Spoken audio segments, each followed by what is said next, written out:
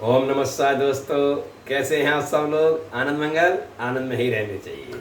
ज्ञान गुरु सागर में फिर से हाजिर आपकी सेवा में। अद्भुत अद्भुत शक्तिशाली ज्ञान लेकर आपके पास आए हैं। आप अमल करेंगे आपका भला होगा, हम अमल करेंगे हमारा भला होगा। सभी का भला करने के लिए भगवान बैठे हैं। ठीक है भाइयों बहनों, तो आज मैं आपको ये बताने जा रहा हूँ कि श्राद्ध पक्षों में हमें कौन सी चीज़ें खरीदनी चाहिए और कौन सी नहीं खरीदनी चाहिए, और क्या करना चाहिए क्या नहीं करना चाहिए। दोबारा से फिर मैं आपको बताने जा रहा हूँ। वस्तु सामग्री खरीदने के लिए ये 15 दिन निषेध बताए गए हैं भाइयों बहनों। शुभ कार्य करने के लिए भी निषेध बताएगा। अब शुभ कार्य का मतलब दान धर्म तो शुभ कार्य है, उसे रोक नहीं है। जैसे कि उदाहरण पे जैसे कि शादी ब्याह, क्योंकि इसमें पितरों के सेवा के लिए ही, उनके प्रति ही तन मन धन अर्पण क्या लागे मेरा, बस उनके प्रति बस, और इधर उधर नहीं। ठीक है, तो इसलिए बाकी श्राद्ध पक्ष भी शुभ ही दिन होते हैं, ये गलत नहीं होते। ये कभी नहीं कहना चाहिए। कईयों के मुख से मैं सुनता हूँ, अरे श्राद्ध पक्ष लग गया, कड़वे दिन आ गए, बेकार दिन आ गए, इनमें अच्छे काम नहीं होते। भाई नहीं होते, आपको पता है बोलने की क्या जरूरत है, क्योंकि इस जीव पर लगाम दें, क्योंकि ये जीव कुछ अशुभ भी बुलवा देती है भाई। इसलिए आप जब कहते हैं कड़वे दिन आ गए, खराब दिन आ गए, श्राद्ध पक्षों में शुभ कार्य नहीं होते, इससे पितरों को बड़ी ठेस पहुंचती है भाइयों। हमारे बड़े बूढ़े जो शरीर छोड़ के चली गई जो आत्माएं, पुण्य आत्माएं, उनको बड़ा भारी दुख होता है भाइयों। उनकी तारीफ करें, उनको धन्यवाद दें भाइयों बहनों, उनकी बड़ाई करें। उनकी वजह से आप यहाँ पे संसार में, आपके बच्चे हैं भाइयों, कलेक्टर, डॉक्टर, जज, मजिस्ट्रेट, प्रधानमंत्री, राष्ट्रपति है, और आप कड़वे दिन आ गए, बुरे दिन आ गए, इन दिनों में कुछ नहीं करना चाहिए, ये नहीं करना। अरे भाई ठीक है, नहीं करना चाहिए, बोलने की क्या जरूरत है, आप बताइए। आप तो अपनी जबान पे लगाम दें भाई। कभी भी कोई भी पक्ष आता है बुरा नहीं आता भाई, चाहे वो कृष्ण पक्ष हो चाहे शुक्ल पक्ष हो, राहु काल हो चाहे भद्रा हो। ठीक है भाइयों बहनों, चाहे चौगड़िया हो चाहे आपकी होरा हो, कोई भी, कोई अभाजित मुहूर्त हो, कई घड़ी हो, पल हो, समय हो, कोई गलत नहीं होता भाइयों बहनों। जो होता है अच्छे के लिए होता है भाइयों बहनों। बारिश होती है वो भी अच्छे के लिए होती है, सर्दी आती है वो भी अच्छे के लिए आती है, गर्मी आती है वो भी अच्छे के लिए आती है। हम लोग तुरंत कोई चीज जब अति भारी रूप में जब बढ़कर आती है तो हम उसकी निंदा और चुगली करने लगते हैं, या तो कम पे दुखी हो जाते हैं, और ज्यादा आती है तो हम इतरा जाते हैं। दोनों में आप लाभ प्राप्त नहीं कर पाते, और दोनों से आप दुखी दुख प्राप्त करते हैं भाइयों। तो श्राद्ध पक्ष जो हैं, इनमें हमको नए नए वस्त्र नहीं खरीदने चाहिए, कोशिश करनी चाहिए आपको। श्राद्ध पक्ष से पहले वस्त्र ब्राह्मणों को दान करने के लिए, पितरों के उपलक्ष्य में आपको अपने घर में पहले ही खरीद कर रख लेना चाहिए कि ये मेरे पिता के नाम के, ये मेरी माता के नाम के, ये मेरे दादा के नाम के, ये मेरे नाना के नाम, जिसके भी नाम से आप करते हैं। दान करना कोई बुरी बात नहीं है भाइयों। बस थोड़ा सा इन दिनों में थोड़ा वस्त्र ना खरीदें पहनने ओढ़ने के लिए भाइयों बहनों, तो अच्छा रहेगा आपके लिए। ठीक है भाइयों, जैसे राहु काल में हम हवन पूजन थोड़ा सा ब्राह्मण लोग रोक देते हैं, कोई भद्रा चलती है तो उसमें भी कुछ शुभ मुहूर्तों में, अच्छे कार्यों में उसे रोक देते हैं भाइयों बहनों। ऐसे ही थोड़ा सा इन दिनों में हमें थोड़ा नए नए वस्त्र आभूषण नहीं खरीदना चाहिए, सोना चांदी भी नहीं खरीदना चाहिए। श्राद्ध पक्ष से पहले खरीदें या श्राद्ध पक्ष के बाद नवरात्रों लगते हैं उनमें खरीदें भाई, अच्छा रहता है। नए पलंग, नए सोफा, नई गाड़ी, घोड़ा, कोई भी वस्तु ना खरीदें और हो सके तो श्राद्ध पक्ष में बाल भी ना कटाएं, नाखून भी ना काटें। ये मैं आपसे भाइयों बहनों बहुत बड़ा भारी लाभ होगा भाइयों।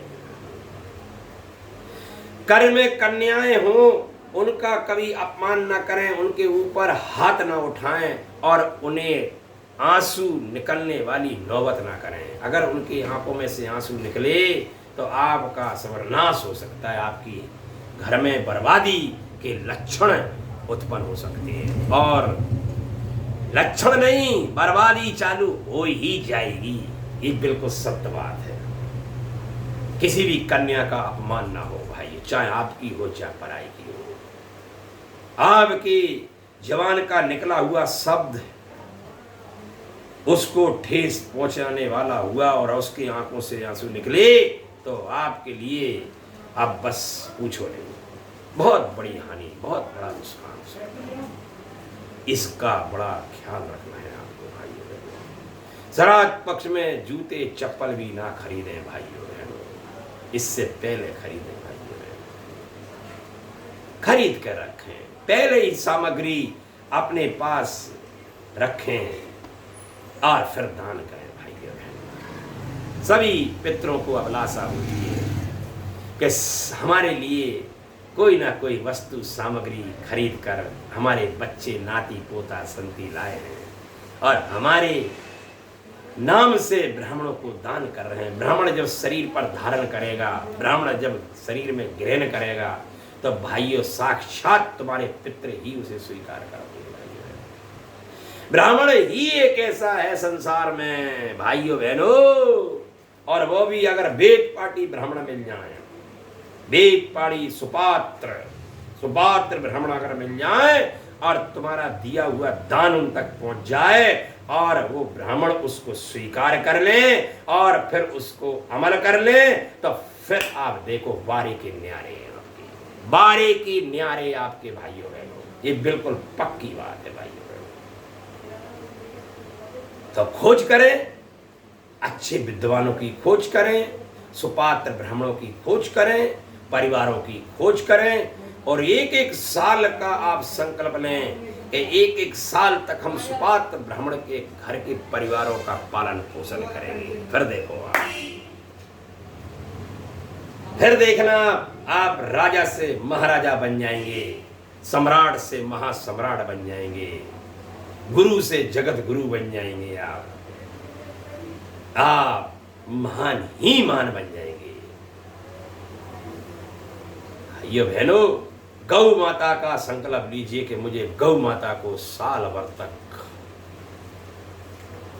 उसके पेट के भरने लायक मैं भोजन उसको दान करूंगा अपनी कमाई हुई धन संपत्ति से। भाइयों बहनों देखो आप ध्यान दें भाइयों बहनों, इन दिनों में कभी गाय को बेचे नहीं, कसाईयों को बेचे नहीं भाइयों बहनों।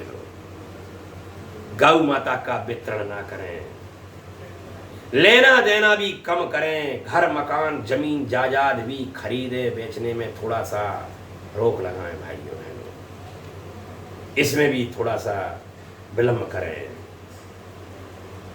इनका भी देर लेन ना करें भाइयों बहनों। शांति से सिर्फ पितरों को प्रसन्न करने वाले ही कार्य करें आप भाइयों बहनों।